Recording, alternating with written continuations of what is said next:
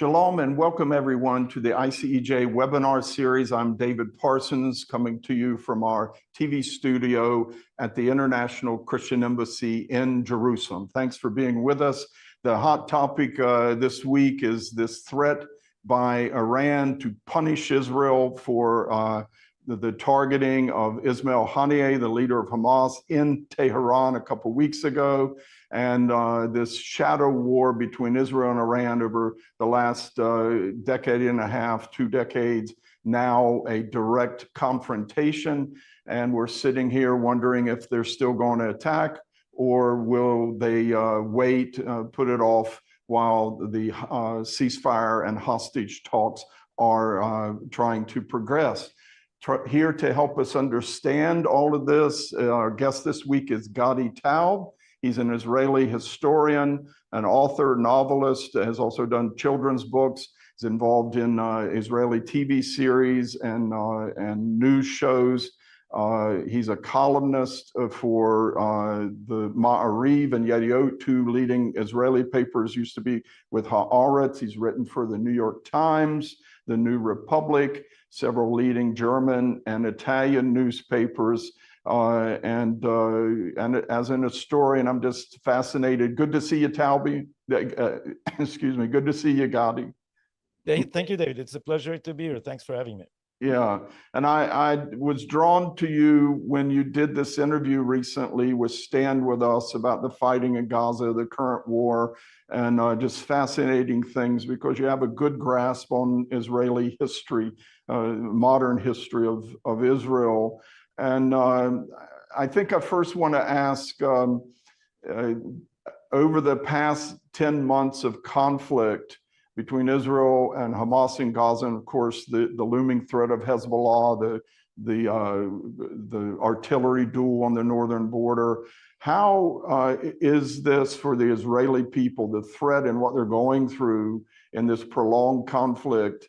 How does it compare to, say, 48, 67, 73, when Israel was also fighting existential wars? Yeah, it's a very good comparison, and you're mentioning the right dates. Everybody says that this war, since Israel's very existence is now under threat, people are comparing this to the 1948 War of Independence. I've said repeatedly that it's not just like the War of Independence; it's also like another war you mentioned, 1956. People outside Israel know it as the Suez War. We call it Mivtza Kadesh, the Kadesh operation, which was a war that Israel initiated. And this comparison is important to me because the war was initiated in response to something that happened the previous year when Gamal Abdel Nasser, the then dictator of Egypt, struck a very large arms deal with the Soviets called the Czech arms deal to disguise the Soviets' direct involvement in this. And that completely changed the balance of power. And Israel realized that Nasser was trying also to unite the Arab world around the goal of destroying Israel and was tying a noose around us. And the war of 1956, which we fought alongside the British and the French, much to the dismay of Dwight Eisenhower, then president of the United States, who believed in appeasing Nasser at that point. Unlike the current administration, he learned the lesson after a short while that appeasing the most radical element is usually a bad idea, and he changed his policy. But then we did not have the backing of the Americans, and we went along on this war in order to strike the Egyptian army and weaken it. This was the first in a series of wars in which Israel fought against the noose that Gamal Abdel Nasser was trying to tie around our necks. So there was, you know, Israeli history fairly well. So you mentioned these wars. There were 4 wars that we fought in order to break that noose. The 56 Suez War, the 6 Days War in 1967, the War of Attrition between 67 and 70, and then the Yom Kippur War in 1973. And only in the aftermath of the Yom Kippur War, thanks to the political initiative of the Nixon administration, and especially of Henry Kissinger, Egypt switched sides. So we had to break the military backbone of the noose in order to create a situation which eventually brought peace about. Now we've woken up on October 7th to a noose that Iran has been tying around our neck, and people don't usually like to hear it. I've been saying this since the beginning of the war. It has not always been welcome. And I said this compares to 1956, and we're probably facing a long period of several wars in order to break that noose, because that noose, David, can actually strangle us and wipe out Israel off the face of the earth, which we cannot have. So we need to understand that appeasement, that the noble aspiration to peace, moderation, understanding, diplomatic solutions, all this is not relevant when you have a terror sponsoring state with a Nazi ideology devoted to the genocide of the Jewish people. So we will have to fight these wars, and therefore, to address the current situation, it may sound ironic, but the worst thing that can happen now is that the Biden administration would be able to broker a ceasefire and a hostage deal that would end this war. Because if this war would end with Yahya Sinwar on his feet in Gaza, then he would emerge from a tunnel making the Churchillian V sign. Then he would be the modern Saladin for Muslims for 1,000 years to come. He would be considered the leader that had brought Israel to its knees. Our blood will remain on the water. We will have no legitimacy to fight the war that we know we have to fight against Hezbollah in the north, and eventually against Iran before it puts its hands on nuclear weapons. Yeah, it's an interesting comparison to the 56 war. You don't normally name that as such a major conflict, but that's an important context for those series of wars after, all the way up to Yom Kippur in 73. But that was like conventional armies facing on the battlefield, and Israel always took the battle to enemy territory away from its civilian heartland. But this is much different. It is rockets and armed drones now aimed at Israel's civilian heartland. And we've seen a taste of it in 2006, what Hezbollah could do. We've seen different periods where Hamas, they can shut down Ben Gurion Airport. They were able to anytime they wanted. But you're saying Israel has to keep on a war footing probably for years to come to roll back this Iranian threat. Absolutely, absolutely. And we also have to realize that we have to learn from mistakes and curb our own undue arrogance for many years, in which we just assume that superior technology and an open society has all the advantages and can deter all these ragtag groups of terrorists that Iran has placed on our borders. But we haven't been paying attention. And you know, when Mike Duran and I started our Israel Update podcast 1 week after the war started, and one of the first things we showed there was a Hezbollah video clip in which they show a little drone, you know, the drones that have like 4 propellers that you can take off the shelf at Walmart, dragging an RPG above a tank and then dropping it. And Mike, who's an analyst of foreign affairs and military affairs, said, look what's happening. The low tech is defeating high tech, because that drone at Walmart costs $90 and that RPG costs $150. And there you are with a little remote control, 2 people who trained for 6 hours can kill an Israeli tank with an RPG from above, and the tank costs, I don't know, $7 or $8 million, maybe the new Merkava.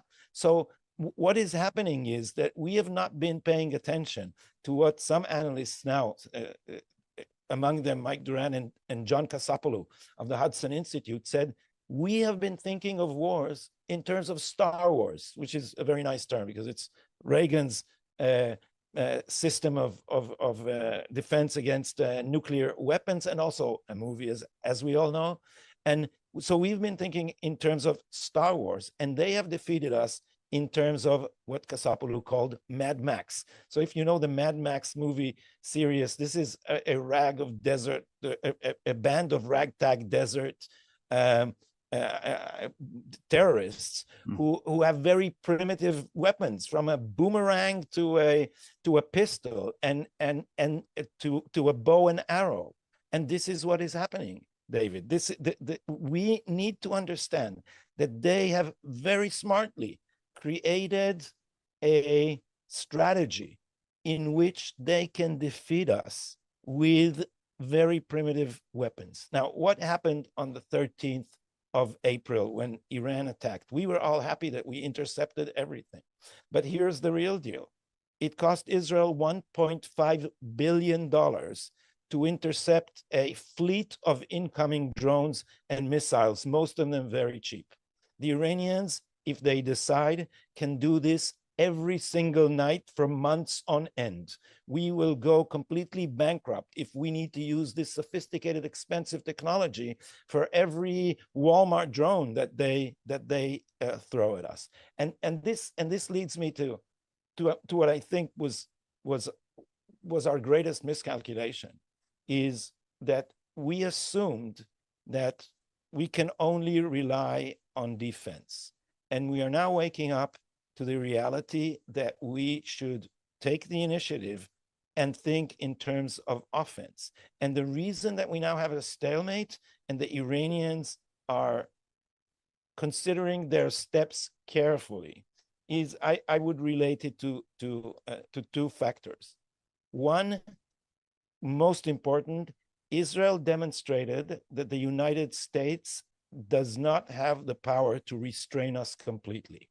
The Iranians just assumed that the philosophy of appeasement and de-escalation, and the fact that we are so dependent on a power so much larger than us, would suffice in order for them to be able to throw their weapons at us behind a wall of American restraint.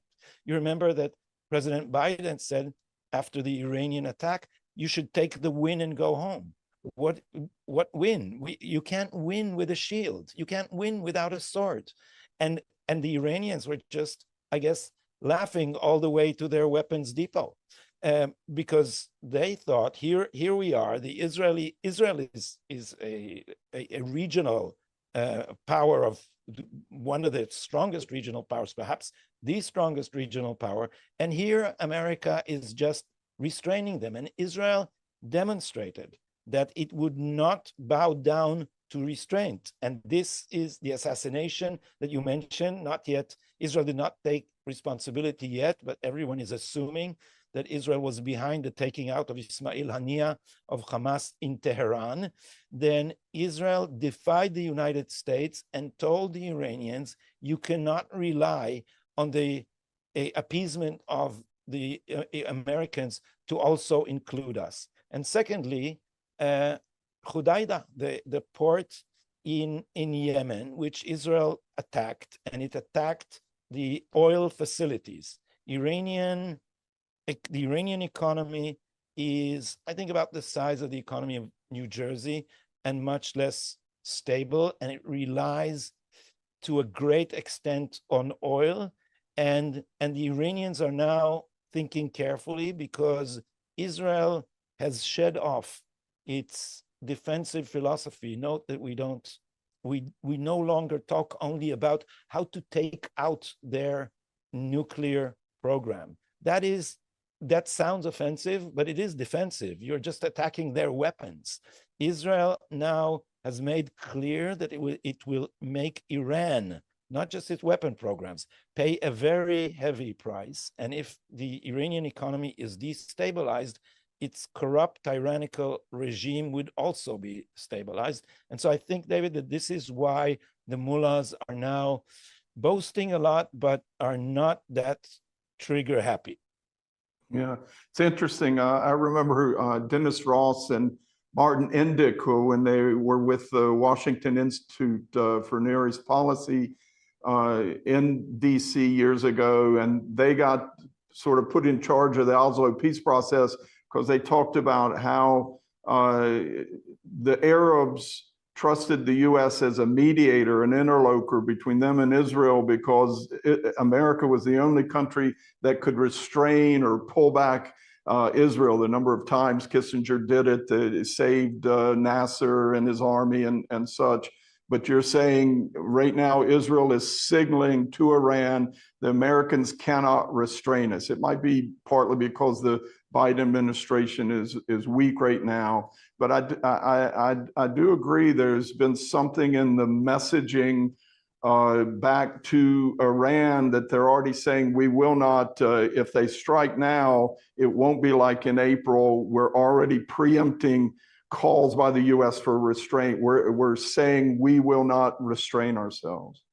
Yeah, exactly. And if I can point out, this began before the debate between President Biden and former President Trump. So it began before the sense here and in America too that this is a lame duck president. And the event that I want to pinpoint for that is the short Netanyahu video, which I'm sure you saw, David, in which he complained in English that the United States is withholding ammunition from Israel. That was the time when the American administration wanted us to refrain from invading Rafah and taking the Philadelphia corridor, which is the border between Gaza and Egypt. Very important for us to hold, because there's a whole highway system underground, the Philadelphia corridor, in which Iran is smuggling weapons into Gaza. So it was crucial for us to take it. The Americans said absolutely not. And Benjamin Netanyahu said, we have to do it and we will do it. And then he had this video put online in which he actually said that the United States is withholding weapons. Now, this is, we have an expression, a military expression here called knock on roof. Hakesh bagag.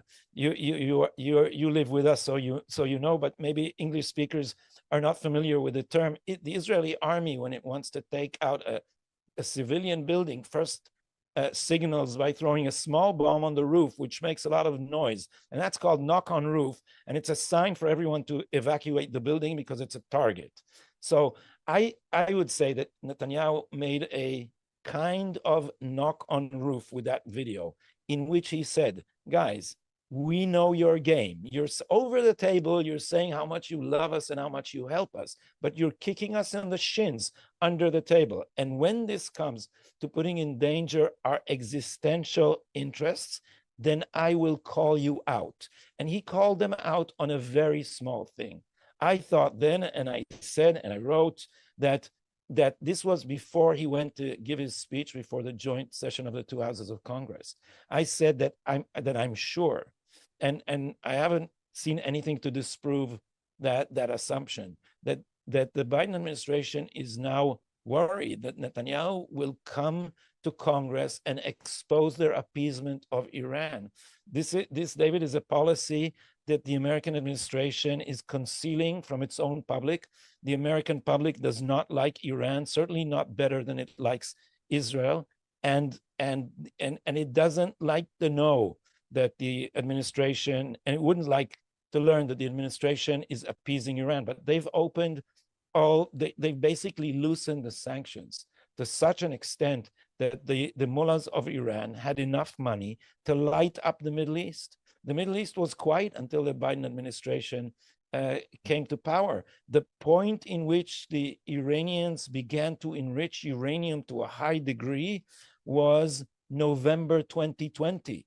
After they were sure that Biden was elected, they assumed rightly that the United States took off the table any military threat. So Netanyahu, if I read him correctly, gave a hint, a clue, that he can make real trouble for this administration, and and I think that this was a wise thing to do, not just vis-a-vis our relations with America. And don't get me wrong, these relations are crucial to our existence.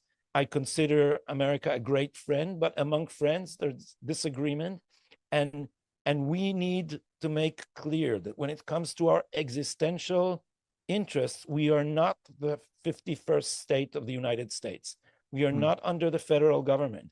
And if there is a policy that puts us in existential mortal danger, then we will resist it. And this was read, I think, widely as a signal among our enemies and in the Arab world, and they understood that the game we would not let anyone rig the game against us when it comes to our existential interests. Yeah, I think most Israelis expect their prime minister to guard the special relationship, strategic relationship with the U.S., but Netanyahu, probably more than any other Israeli leader, is willing to challenge the U.S. on certain things because he studied there, he grew up there some. His number one aide is Ron Dermer, who is from Miami originally, and they know Congress as well as President Biden does in a way, and are willing to push the envelope a little in standing up to what is basically the Obama era appeasement of Iran continued by Biden. Yeah. Also, Netanyahu sees himself as, entrusted with the safety and security of the Jewish people in our generation. He is a man with a very intense historical sense of mission. He is an intellectual. He's very well read. I could send you after this talk, and for your listeners too, a link to a long conversation about history, which I had with him on my Hebrew podcast. It's with English subtitles. The man thinks, excuse me, of himself. As you know, in every generation, a leader must carry the Jewish people across the Red Sea. And he is now in that position. And if the sea is stormy, and no matter who our enemies and who our maybe mistaken friends are, his chief responsibility is to his mission to carry the Jewish people safely to the other side of that storm. And I think he handled this very, very wisely and very moderately. I don't want to create, when I said that he challenges or that he knocked on roof, he was never rude. He never exposed the whole backroom skullduggery that he's been subject to, but he made clear that he will stand tall on Israel's interest, and this is what we need. This is looking historically, as we do in this conversation. This has never happened before. When this war began, I remember several conversations on our podcast with Mike saying, "When will America put its foot down and end the war?" Because this has always been the case. In all of Israel's wars, there was a ticking clock of American patience. When it ran out, America decisively put an end to the war. In this war, America failed to do that. And partly, I think, is because their appeasing frame of mind has led them to prolong the war by restraining Israel. So instead of supporting Israel and moving decisively to destroy Hamas, we now know that the United States tried to persuade Israel not to begin the ground operation, not to invade Gaza City, not to invade Khan Yunis, not to invade Rafah, and not to take the Philadelphia corridor, all of which Israel eventually did. And then, there's pressure from within Israel that can balance out any pressure from the outside. We have, for the first time, lost territory, David. This is for Israelis a great shock. I mean, we're not occupied by a foreign power, but Hezbollah has managed to cause us to evacuate the north of the country. Hamas caused us to evacuate the Western Negev, and we have tens of thousands of internal refugees who can't return home. Now, if you were the Israeli prime minister, how would you face tens of thousands of people if you agreed to some hostage deal and a retreat from Gaza with Yahya Sinwar still on his feet and with Hezbollah still perched on our northern border? These people would vote with their feet. They would not go home. So no Israeli leader can allow any resolution of this conflict that acquiesces to losing territories inside our very small geographic. If I can mention New Jersey again, Israel is about the size of New Jersey. Yeah. This is all a very interesting, fascinating picture that you're given. But Netanyahu, his father, Ben Zion, was a historian like you. And like you say, much more prominent than I am, and much better. Yeah. He was a great historian. Yeah, he wrote the classic history of the Sephardi Jewry. He's well known for that. From Spain. Yeah, so I think Bibi thinks historically, and but he's known about the nuclear genocide vision that Iran has had for decades, building up these rocket threats all around what we call the Ring of Fire. You're calling a noose around Israel. He's been in the premiership, put it all together like 16 years. Why? It seems like October, there was this covert, this shadow war with Iran, the Stuxnet, the taking out nuclear scientists, stealing their nuclear plans. But Netanyahu never did a direct confrontation with Iran himself. And it seems in a strange way that October 7 was the wake-up call that both he and the nation needed to finally start breaking out of this noose. Exactly. Wake-up call is the exact right term. It also supplied internal and external legitimacy. I think that if Netanyahu tried to initiate a war with Iran, the Israeli public would have been stunned, because our whole, the whole of the brass of the IDF has been caught in that conception of technological superiority and the idea that we no longer need a big army, just a small, smart army. So Netanyahu probably also remembers that back in the period of 2010 to 2012, he and his then Minister of Security, Ehud Barak, were contemplating a strike against Iran's nuclear program, and his own military managed to veto it, among other things, by the head of the Mossad snitching to the Obama administration, and therefore sabotaging the initiative. So Netanyahu has been operating within very narrow constraints, and I think you're right that this wake-up call has woken up Israel and those still in our military who cling to the old ideas are gradually falling on the wayside. There was a faction of another party, the National Unity Party, Benny Gantz, former IDF chief of staff, and another former IDF chief of staff, Gadi'S, who were closer to the Blinken conception of this conflict and were willing to wind it down and end it in some kind of diplomatic solution. And they tried to press their point within the cabinet and failed. And when they left the cabinet in protest, you could see their polls just plummeting, because the Israeli public is very savvy. And though we suffer here from a malaise that you can see all over the West, a progressive elite that is that thinks in terms of appeasement, that thinks only in terms of individual suffering, and therefore says that we should give up everything in order to secure the return of the hostages. Israelis in general, and ironically, the less educated they are, the more common solid sense. their common sense, And they understand a very simple thing. We cannot let Hamas stand on its feet at the end of this conflict, no way and at no price.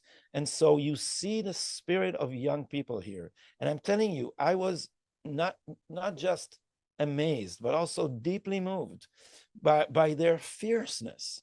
I saw this interview with a guy who lost his leg in Gaza.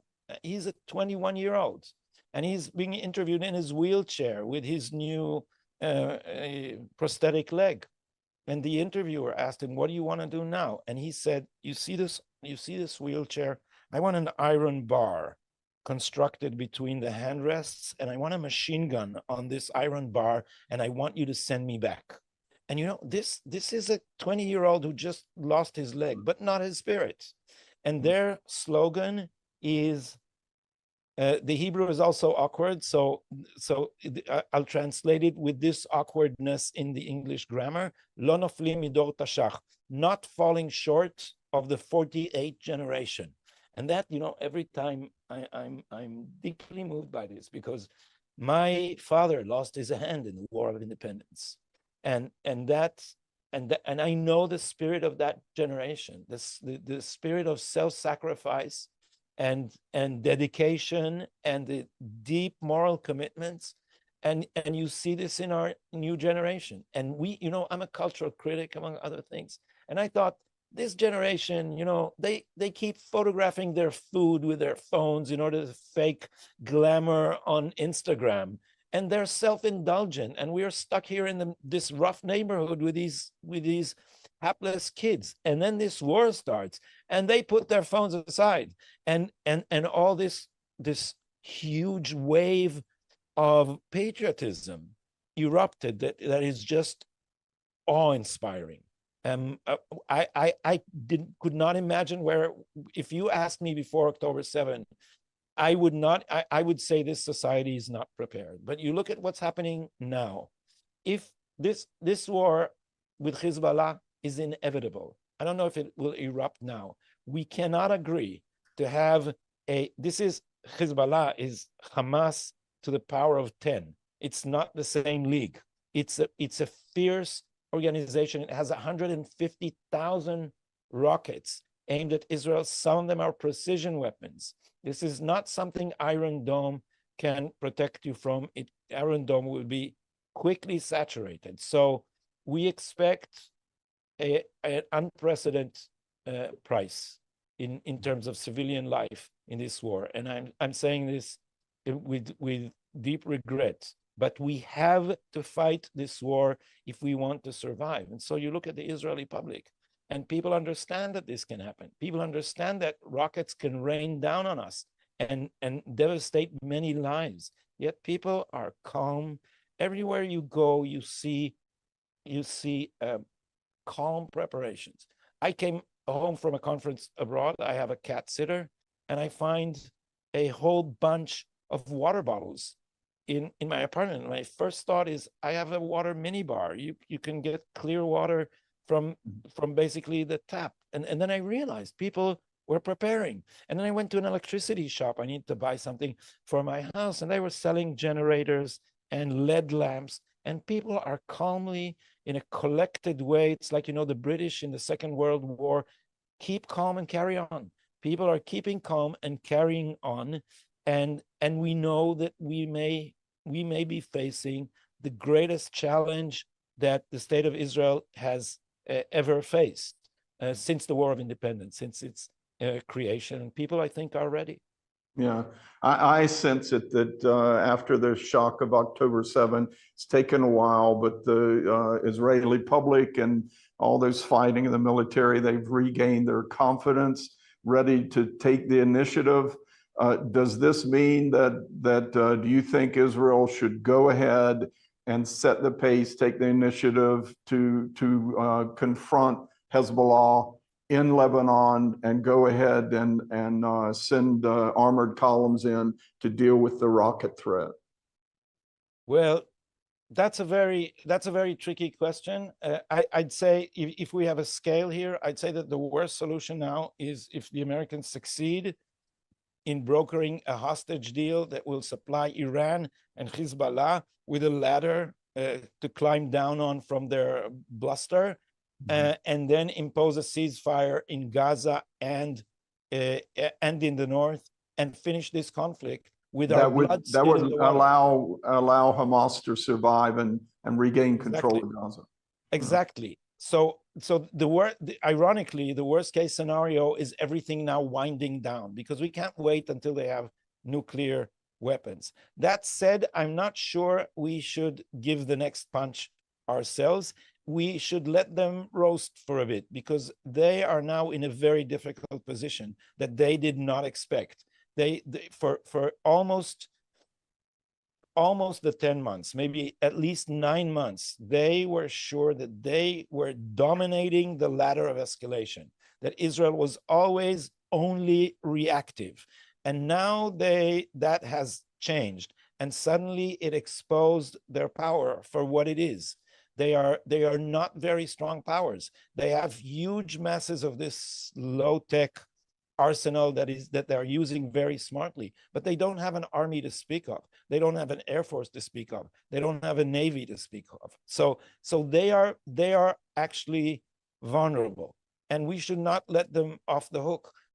I think it's a good thing for us to show all our enemies and our allies in this region that their knees are now trembling, and we have made very clear what will happen if they dare attack our civilian population. So I am not a trigger happy person, David, but I think there is no way to avoid the series of wars that we need to fight in order to break this noose. We cannot just sit back and wait for the noose to tie around our necks. So if Iran does nothing, then we will have to consider at what point we take the initiative and attack, probably first on the northern front in Hezbollah. That's where the pressure is. That's where people can't return to their homes. But I'm not sure we should diffuse the conflict by our blow at this specific moment. And a direct attack on Iran, especially say its nuclear facilities, which could set them back a few years, but also have huge symbolic value. Yeah, and that's also, the best thing in the world would be, of course, please understand perfectly, and their leaders understand perfectly, that the United States is tired of wars in the Middle East. It does not want another Iraq. It does not want another Afghanistan. And this is why Netanyahu repeatedly said this Churchillian phrase, give us the tools and we'll finish the job. Churchill in 1941 understood that isolationism is very strong in America, and he cannot just ask Franklin Roosevelt to send American troops to fight Britain's war. This will not do. So he knew exactly what he was saying. This was a calculated move to say, give us the tools. You're the arsenal of tools, but we'll do the job. And we Israelis, we'll be the boots on the ground. But it's completely different when you have American backing. On my Hebrew podcast, I interviewed Secretary Mike Pompeo just after he left office and asked him how he would define the difference between the Democrats' Middle Eastern policy and the Republican Middle East policy. And he said our policy had three legs. One, Iran is the problem, not the solution. That is, no, you don't get into an agreement with Iran. You make Iran back off. Second, you remove the Palestinian veto. And third, you need a credible threat of force in the region. If we had those three elements now, a United States that is not using the Palestinian issue in order to drive a wedge inside the anti-Iranian coalition, and a credible threat in the region, then the United States would not have to ever put boots on the ground. It would be enough to have them looking over our shoulder and supplying us with the means and the finance in order to fight this war. Because David, this is not an egotistic thing, that the Jewish people is just taking care of its own private yard. We, as the British general Richard Kemp said, the West is in a war with Iran and only Israel is fighting it. That is the plain truth. Iran is not just out to destroy Israel and kill all Jews. It's also an enemy of the West, and it says so. It's a very smart and subversive enemy. It is the sponsor of terror all over the West, and the West is just keeping its eyes shut and thinking that it can appease the radical Muslims. Just now, a man was arrested in the UK for saying something bad about the Prophet Muhammad or about Allah, and you look at this and you say, are blasphemy laws back on the books in order to do what? In order to find favor with people who are openly calling to the destruction of your countries, of your values, of your religion, of your people, and we are trying to bend backwards in order to not offend them? Is that really where we are? Because this is like an autoimmune disease. The barbarians are using our own values against us, and we should not let them do it. My friend Professor Dan Shiftan has argued, rightly, I think, that this is a test case. All these self-righteous Europeans cooperating with radical Muslims in The Hague, all these people who are tolerant of pro-Hamas demonstration in American campuses. I just saw that it took a federal judge in UCLA in order to decide that it is illegal to prevent Jewish students from getting into the library. Do we need a judge for that now? Is that not self-evident? So Dan says the West is caught up in the midst of an autoimmune disease, and Israel's task now is to show that despite all these forces, despite the self-righteous accusations against Israel of genocide at the International Court of Justice at The Hague, despite all this, we will move forward, because it is up to us to show that civilized nations can free their hands to triumph over barbarians, and we will not tie our own hands and have them kill us. Wow, this is an important message for our day, and I know there are a lot of Christians out there who agree with this, and this is what Netanyahu said in his speech in Washington in front of Congress, that it's civilization against barbarianism. Exactly. There are some analysts who we'll try and wrap up with this. There are some analysts who say that Iran really can't hurt Israel right now. We saw what happened in April, that 99% of them were intercepted, that the big threat is Hezbollah. But you mentioned a while ago that Iran has enough of these cheap ballistic missiles and all to fire to really treat Israel's defenses. But my question is, are Israelis intimidated by the Iranian threat and even the Iranian nuclear threat? I don't sense any real panic about it, but Israel needs good leadership in this moment to deal with it. But I think Israelis are not panicking over this. I think you're right. There's concern, but not panic, and the sense of practical urgency.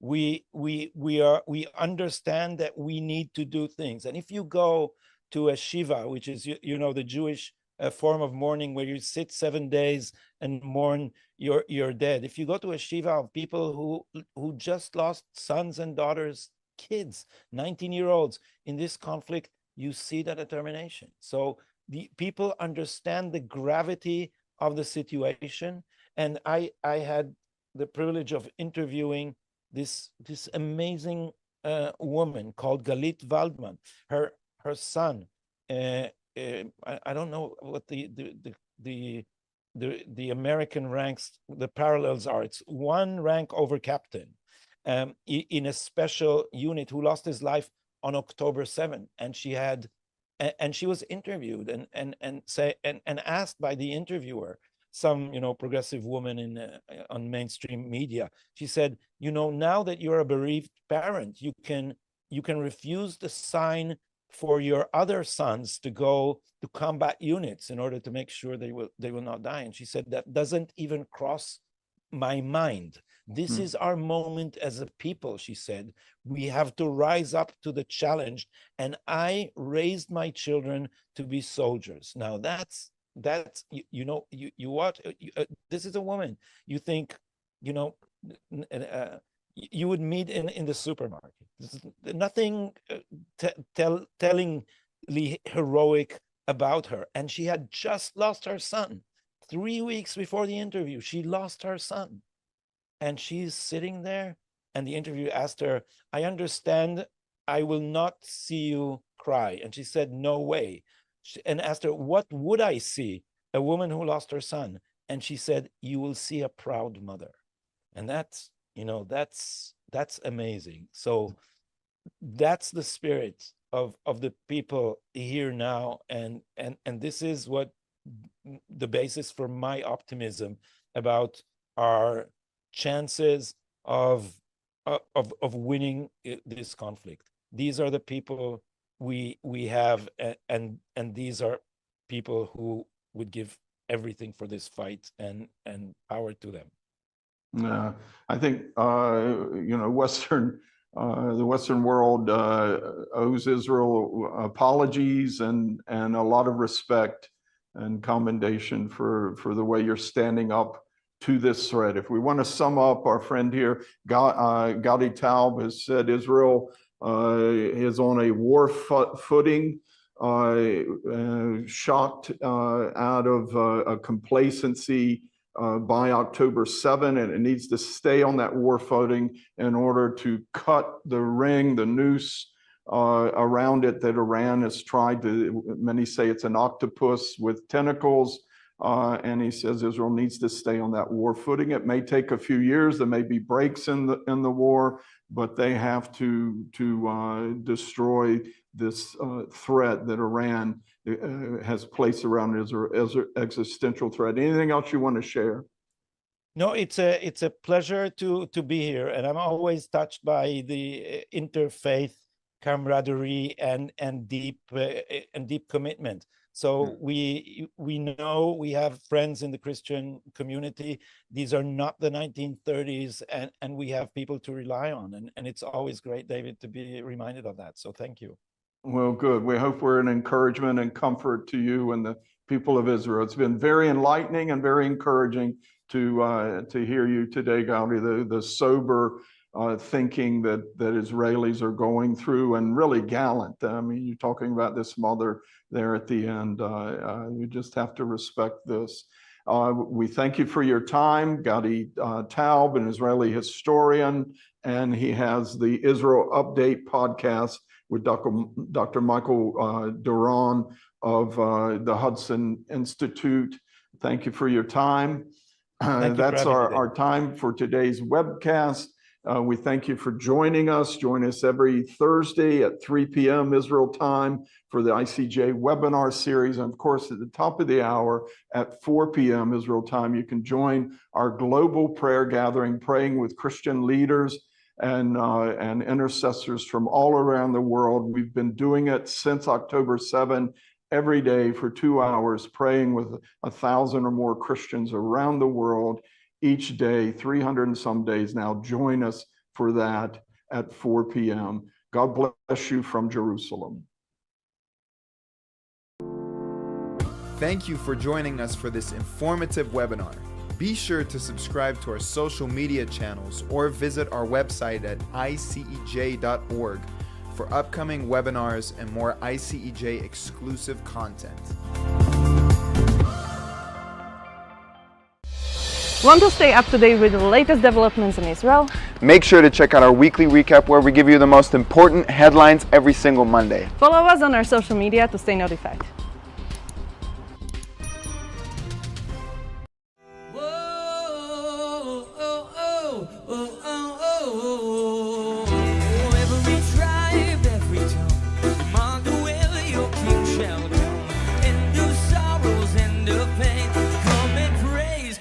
to his name.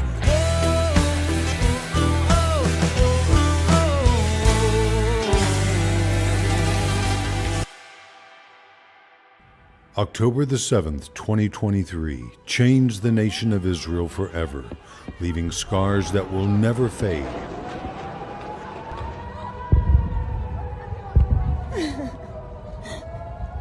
As we approach 1 year since that dark day, Israel still faces much uncertainty and unfair criticism all around the world. At this year's feast, the ICEJ invites Christians everywhere to come up to Jerusalem to show their love and support for Israel as never before. Come bear witness to the tragedy which struck this nation. Come represent your nation in standing with Israel and the Jewish people. Come encourage Israelis still trying to rebuild their lives. And come worship the Lord in Jerusalem with fellow believers from around the world. Feast 2024 will be unlike any other in Israel's history. Don't miss this chance to comfort Israel when they need us most.